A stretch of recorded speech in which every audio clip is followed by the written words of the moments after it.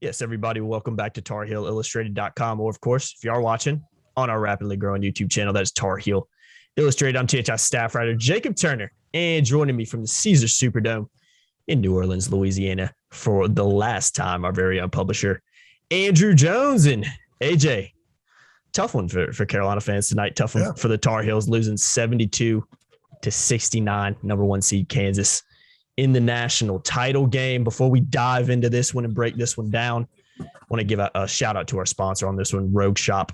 Check them out at rogueshop.com. You guys have heard us blast it. They specialize in top shelf family grown hemp products, high quality stuff, CBD, Delta 8, Delta 9, have a ton of different forms to take it as well if you're into that stuff too. So use the promo code TARHEELS10 to save. You can find the link for their website, if I can get that out, in the description below. Bear with me, guys. It is 1:11 a.m. right now, and a bit of grind over the past few weeks covering Carolina's miraculous run in the NCAA tournament. And unfortunately for the Tar Heels, didn't end how they wanted to with the loss, 3-point loss to the Jayhawks in this one. Let's hit on the first half to start out, AJ. I think that's where we need to start because, I mean, I think it's a cliche to kind of say it was a tale of two halves, but I think this game was a true definition of a tale of two halves. And Carolina, I thought they came out slow. I thought Kansas looked the better team early on. I thought they looked more aggressive. They looked a little bit more experienced. I remember turning to people I was watching with them. I thought they even looked just bigger and more physical in the first, few minutes of that game, and then, jumped out to a lead early on. But Carolina responded with that 33-11 run, and then has a 42-25 lead at the break, 15-point lead for the Tar Heels. I thought Carolina looked really good in that stretch. And I also thought Kansas looked not like Kansas, for lack of a better word. That's not the Kansas I thought we were going to see. And we'll talk about the second half here in a little bit, because that was the Kansas I expected to see in this one. But Carolina's play for that stretch in that 33-11 run in the first half was some really, really good basketball to watch. First thing, the vantage point that you have, that's where I sat. My laptop is exactly where it was during the game. It's just turned around. So that's the view that I had. I was right behind Nance and those guys. And hell of a seat. And it gave me a great vantage point on all kinds of things. And I'm so glad that I had that because I was able to see the body language. I thought body language was huge tonight. Mm-hmm. And that's why I'm pointing that out, because it was a body language game. There were a lot of other things too, but it was a body language game. It's amazing how you could have a national championship game come down to a shot with a couple seconds left, and both teams for long periods had very bad body language. Mm-hmm. Like Kansas in the first half, the body language was terrible. When Carolina started making some shots, started getting a little bit of juice. I agree with you about the outset. I thought that Kansas kind of took it to them for the first couple minutes, but we've seen Carolina do that. We've seen the Tar Heels put up a few shots and just kind of figure out the mojo a little bit, the speed, the physicality, the cutting. They just sometimes takes a few minutes to get kind of into something, and then they start rolling. And that's what they did here. They weren't great offensively. They just scored points, and they weren't shooting very well, but they were getting a ton of second chance points. At one point, it was like 14-0 in second chance points still in the first half. Yeah. I don't know what the total was for the game. I believe Brady's dunk on the putback of Caleb's flailed missed runner with about a minute and a half left was the 24th second chance. I do know Carolina had 18 at the break, 18 second half. They had 22 before the Brady play. So they had at least 24 in the game. I could probably look it up right now, but no one wants to see me fiddle with my laptop. The point being is that I just thought it was fascinating that in a national championship game, when you had two teams that were both worthy champions, if Carolina would have won, they would have been a worthy champion. They both just had awful stretches. Like, I thought, as good as Carolina was during that stretch, they did a lot of really good things defensively. I thought Leaky on Bajay was fantastic. I don't know why he won the MVP, by the way. Should have been David McCormick. 100%. I don't agree with that. It doesn't make any sense at all. But he didn't. His only official shot attempt, the last 10 minutes of the first half was when Puff was guarding him with about 40 seconds left. Leaky was making them give up the ball, and they weren't scoring on those drives. They scored once, I think, when he had a touch on that possession, had to give up the ball, and that was Martin's three that banked in. And that was actually before the 10-minute mark, I believe. Mm-hmm. And Martin actually looked over at the CBS crew and like doing that kind of thing, like he's MJ or something back in '98 or whatever it was. But I love the Tar Heels grit during that run. I thought that run was as much about grit as it was skill. because they really got tough defensively. Brady Manick was throwing his body around all over the place like he's never done before. And he's done it a lot here in the last couple of months, but that wasn't his job at Oklahoma. It became, I'm getting bugs again. This happens everywhere I go. But it became one of his jobs here at Carolina, and he handled it really well. I think that the one thing that we saw in Brady's game tonight is something that we've seen a lot in the last couple of months, that when he wasn't scoring a high volume, he was still doing a lot of things to contribute and help the team. And that's sort of a metaphor of what this team became. All the guys learned how to do the lunch pail stuff. I'm getting assaulted over here by this bug. You gotta love it, right? It made sense in Philly. It doesn't make sense here in New Orleans. But everybody everybody has lunch pail. Everybody has a fill in the cracks kind of game now. And that was the only reason you have the ball with 4 seconds left and a chance to send a game in overtime and you shot 31.5% is because everyone has fill in the crack skills. Yeah. They have the full game as part of what they do, and they embrace the full game. And we saw that. They had to do that to get here. They didn't get here just by being breathtaking for 40 minutes, because they weren't. Once they got to Philly, it's been a grinder for them. The last 4 games have been grinders. Even St. Peter's, the second half was a grinder. And that one kind of, they weren't always breathtaking in that game either. So I think that to me is a takeaway from tonight. That 33-11 run, on paper, you think, wow, they were just hitting that, but they weren't. It was so many other things that led to it that that were a part of why they made the run that they did to get to the championship game. And they had a 15-point lead at the half. And for the first time in Carolina history, they lost a game in the NCAA tournament when they had a double-digit lead at halftime. They had the lead against Baylor. Yep. And they lost it, but they won the game. Here, they didn't win the game. And the irony is the most number of points they led by previously at halftime in NCAA tournament game they lost was 2013 against Kansas, when Carolina was 8 and Kansas was 1. I think the Tar Heels would be wise to avoid the Jayhawks in the NCAA tournament.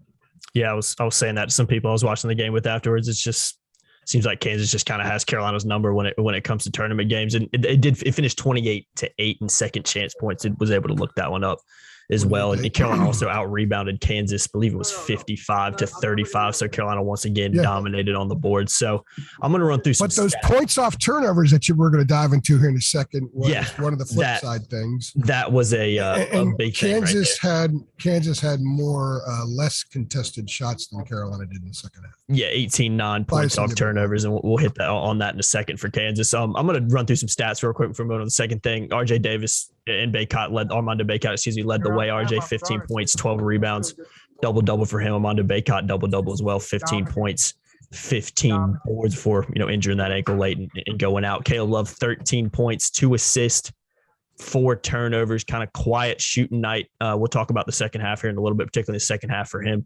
Brady Manick 13 points, 13 rebounds, double-double for him as well. And Puff Johnson off the bench providing some huge minutes, 11 points, 6 rebounds for him as well.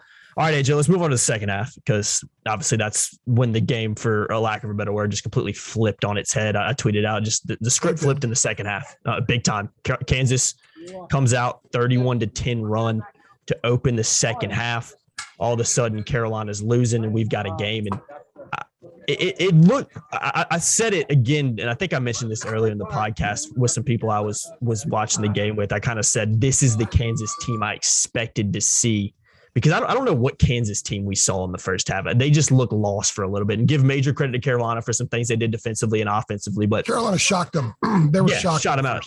Absolutely. They were shocked in the first half. There was one point where Bill Self was imploring his team to just, get some juice, guys, because Carolina repeatedly hit them. And I know we're talking about second half here, but this is important to note going into the second half thing. They repeatedly hit them in Kansas. I think they needed halftime. They couldn't wait to get to halftime. To calibrate, breathe. Okay, it's only 15 points. This club was annihilated by Miami. Look what you did to Miami last week in the second half. Okay, coach. They came out and they basically did that. For a stretch. Yeah, most definitely. And I think what changed in the second half is some things that we hit on in the Look Ahead podcast for those that watched it. Kansas is a team, and Hubert Davis hit on this as well. Kansas is a team that feeds off turnovers and feeds off points in transition, kind of very similar to what we saw in Roy Williams' teams. Love to get out and run, and that's what we saw in that run. I thought, I believe Carolina had like 4 early turnovers in that stretch in particular. Early on in that stretch, and Kansas was just getting points off and getting out in transition, hitting shots, getting to the basket, getting easy layups at times.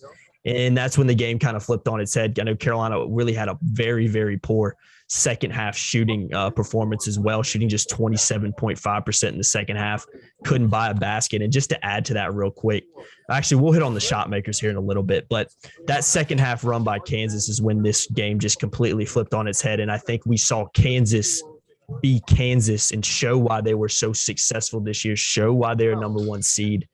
And once that game got tight, it became a really, really competitive game back and forth, but it was Kansas that, in my opinion, down the stretch, it just seemed like they were going to find a way to win based on how they were playing. But that 31-10 run is what completely changed it.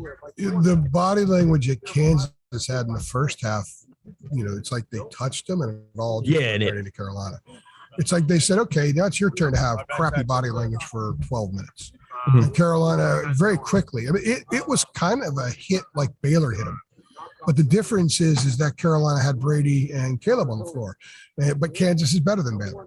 Mm-hmm. And they hit them in a very similar way. Carolina kind of got knocked back and they were not themselves. I thought Caleb had some really bad rush shots, the ones that, remember in Philadelphia against UCLA when I was sitting right behind Hubert and Caleb took that 3 and Hubert's like, no. Yeah.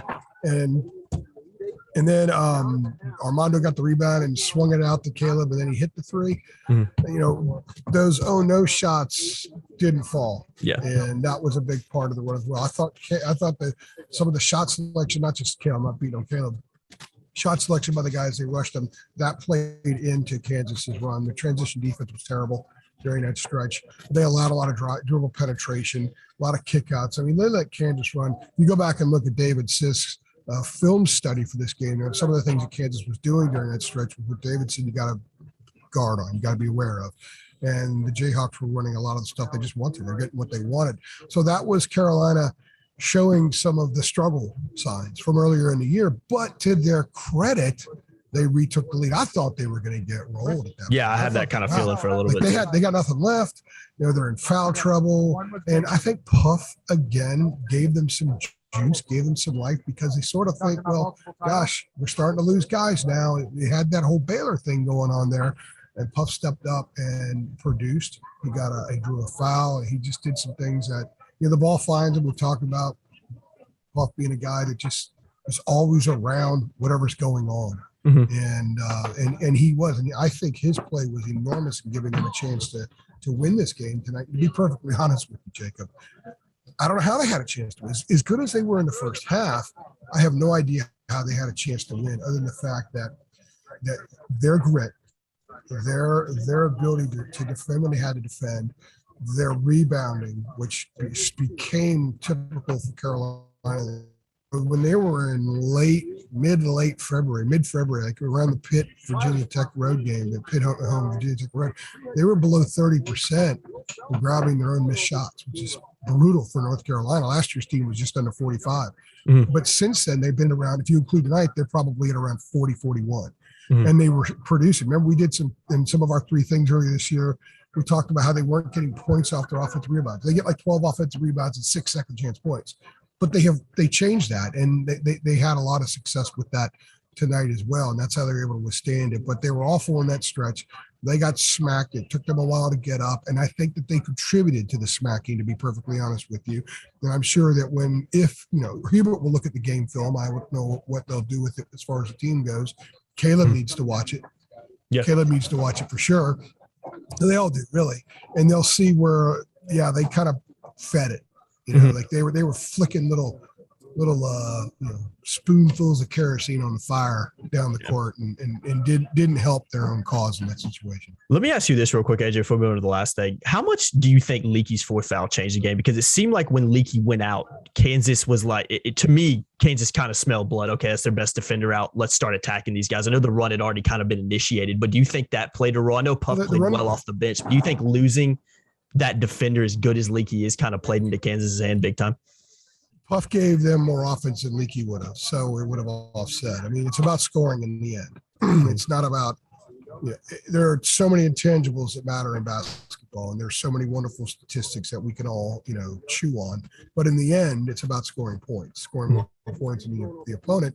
And Puff did tie the game, I think, at one point and put him in a lead with a bucket. Yeah, he was big. He was big. He had one of those offensive rebound putbacks as well. So I think in the end, they kind of canceled each other out. I mean, they needed Leaky, but it was kind of interesting when Puff left the game with like 4.5 minutes left.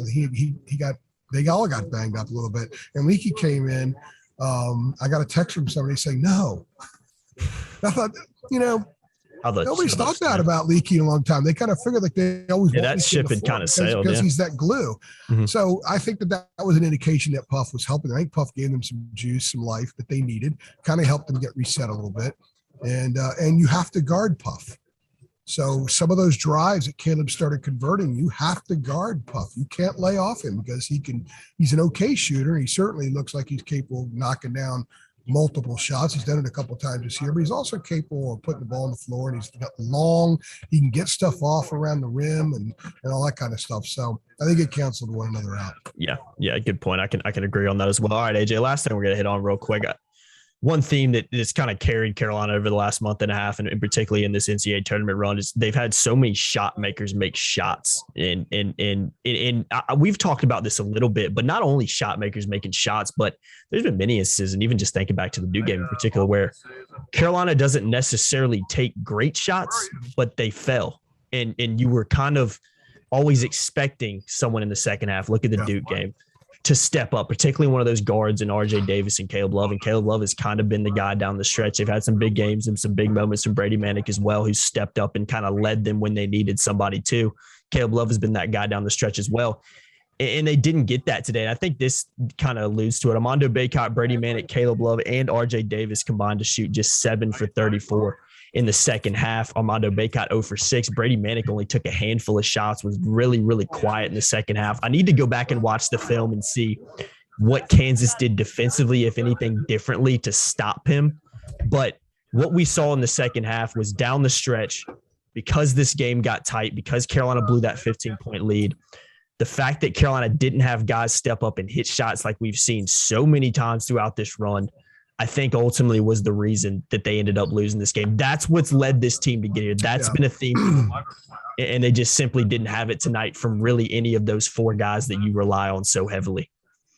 I did 5 radio spots this morning around the country, including one in Raleigh, by the way, WPTF. And I told all of them when they want to know your prediction, I said, I think North Carolina's going to win because they have shot makers. They have high-end shot makers, and they make tough shots. So I don't think Kansas did anything different than Duke did, anything different than UCLA did. Mm-hmm. It's just that the shot makers made those shots, enough of them. They didn't make them tonight. Caleb and RJ were combined 10 for 41. Yeah, it's tough for them to win when they're guards that they're so relying on are playing like that. Yeah. So, there are shots that bail out bad possessions. There are guys that do that, and Carolina's had some guys. Joel Barrett used to bail out some bad possessions with the 3. Absolutely. Caleb has done that, and sometimes it's halfway through the shot clock. It's a bad possession in part because Caleb's taking a questionable shot, but that's part of his game. I had a guy sitting next to me who covers Kansas, and after Caleb's second or third shot attempt, he's like, God, that guy takes some bad shots. I said, they're Caleb shots. He has to take those. He has to take those to find his groove.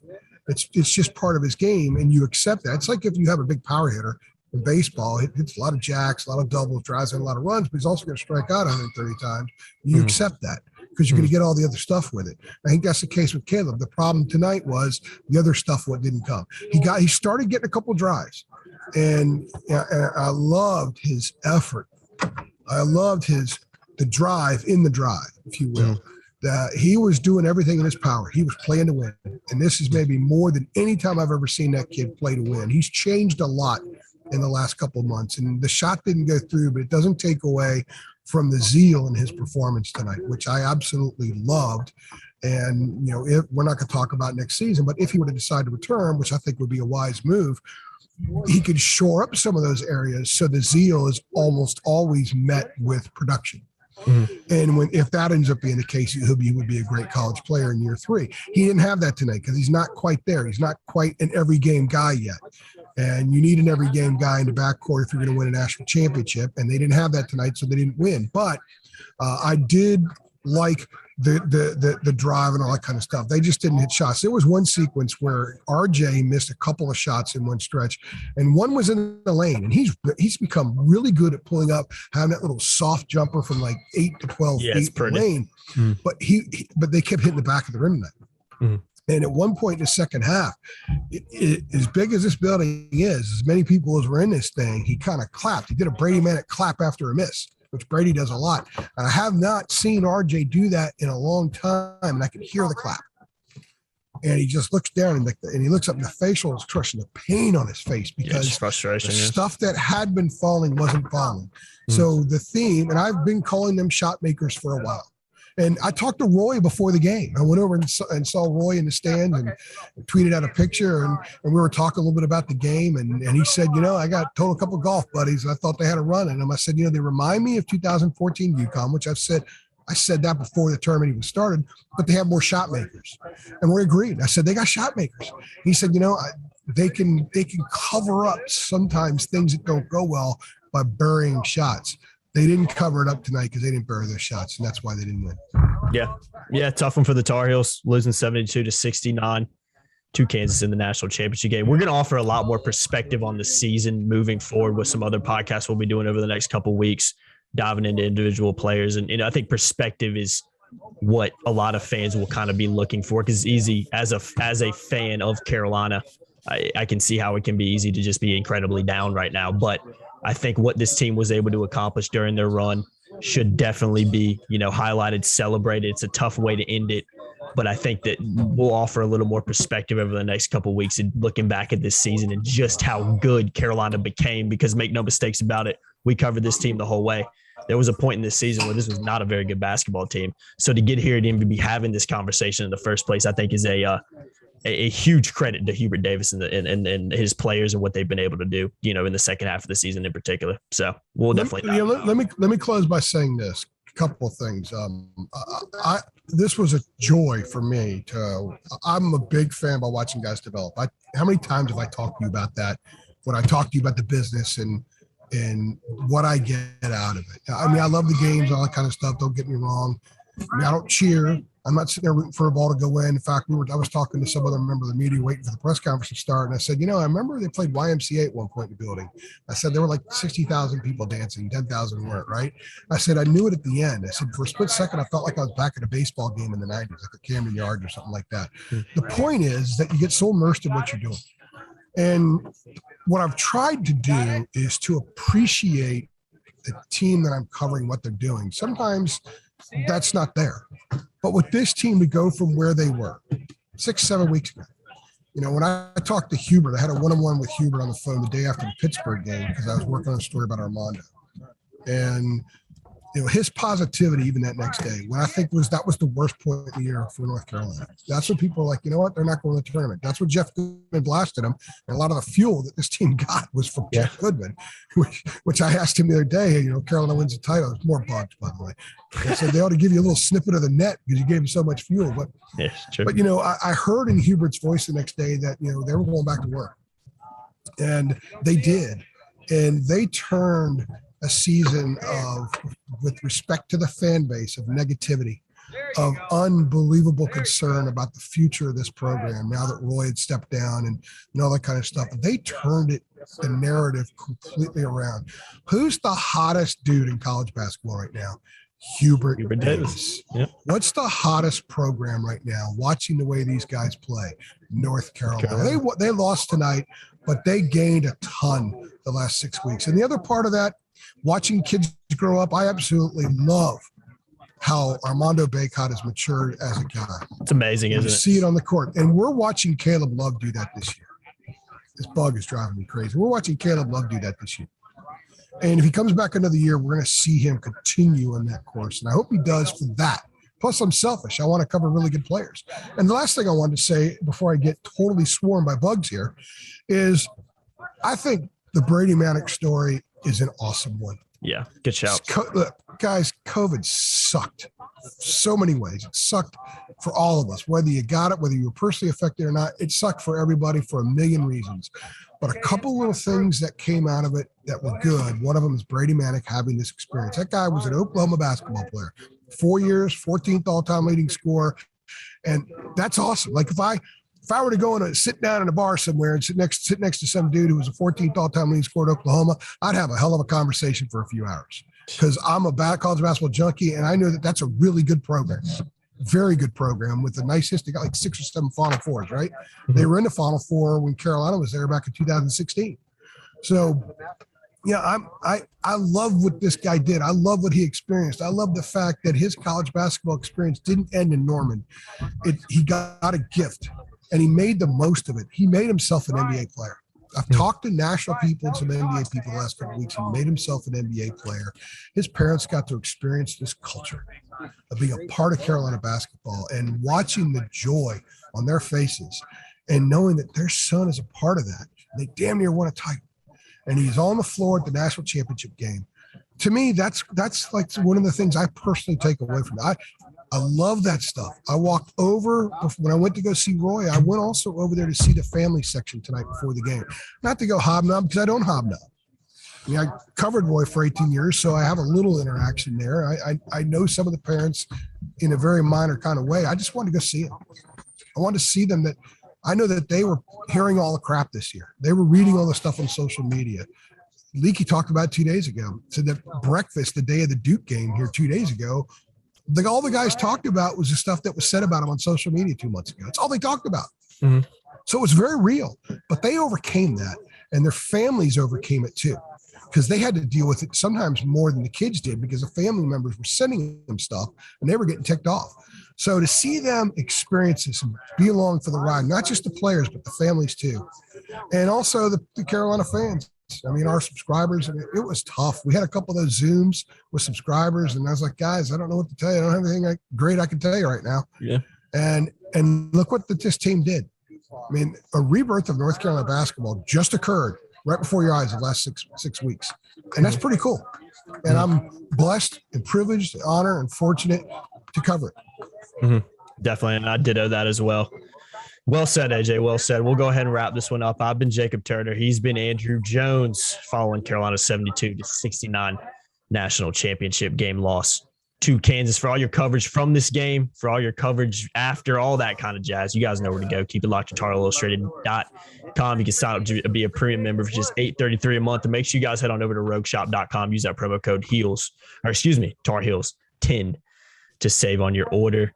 As always, I want to add this too. This is our final 3 things of the season for everybody that's ridden with us the whole way, even going back to football season. It's been a grind, man. For everybody that's watched us, that's subscribed over the last few months and has been with us since the very beginning, we truly, truly appreciate it. I know I speak for myself and AJ when I say that. So thanks for everybody who's followed along. We're gonna have stuff all off season, so don't go away. We're not going anywhere. You're not gonna get rid of us. And if y'all care about recruiting, come over to our site. Just $8.33 a month, man.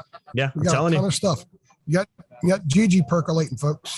Yes, he is. You got to be on the boards to know what's going on. Yeah. So, if you want that kind of insider information, come join our awesome little family over at TarIllustrated.com as we continue to grow it. You guys know the drill. Like, share, subscribe. Hit that notification bell as well so you know every single time we upload, and we'll see you guys in the next one. Thanks for watching. Thanks.